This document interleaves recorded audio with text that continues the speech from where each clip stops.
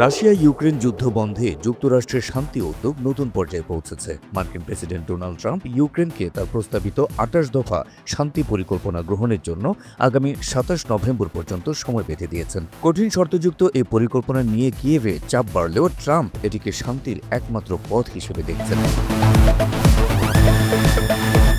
মার্কিন প্রেসিডেন্ট ট্রাম্পের দেয়া ২৮ দফা পরিকল্পনায় এমন প্রস্তাব রয়েছে যা কিয়েভ আগে বাতিল করে দিয়েছিল।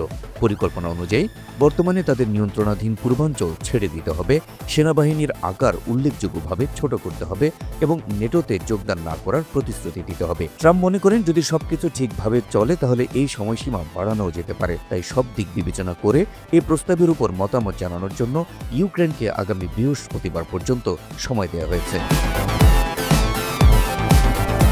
২১ নভেম্বর শুক্রবার ওভাল অফিসে ট্রাম্প বলেন, এই পরিকল্পনার শান্তি প্রতিষ্ঠার একটি উপায়। এ বিষয়ে তিনি আত্মবিশ্বাসী। তিনি বলেন, এর জন্য জেলেনস্কির অনুমোদনের প্রয়োজন।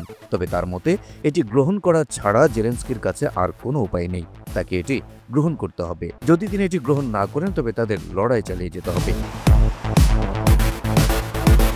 এর আগে রাশিয়ার প্রেসিডেন্ট ভ্লাদিমির পুতিন তার নিরাপত্তা মন্ত্রিসভার বৈঠকে বলেন তিনি মার্কিন প্রস্তাব পেয়েছেন এবং তিনি বিশ্বাস করেন যে এটি ইউক্রেনে শান্তি প্রতিষ্ঠার ভিত্তি তৈরি করতে পারে। তিনি যুক্তরাষ্ট্রের সঙ্গে দ্রুত ও গঠনমূলকভাবে কাজ করবেন ইউক্রেন রাশিয়ার যুদ্ধ শেষ করার শান্তি পরিকল্পনায়। তবে তার দেশের জাতীয় স্বার্থকে কোনো পরিস্থিতিতেই বিক্রি করবেন না।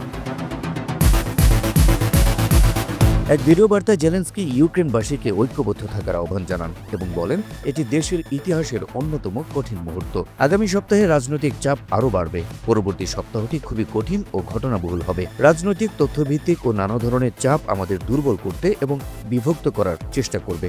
শত্রু সজাগ এবং আমাদের সাফল্য রুখতে সবকিছু করবে।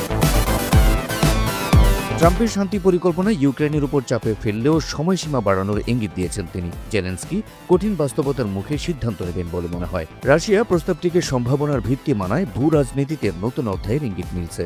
তবে গ্রহণ অগ্রহণ সবকিছুই এখন নির্ভর করছে ইউক্রেনের সিদ্ধান্তের উপর।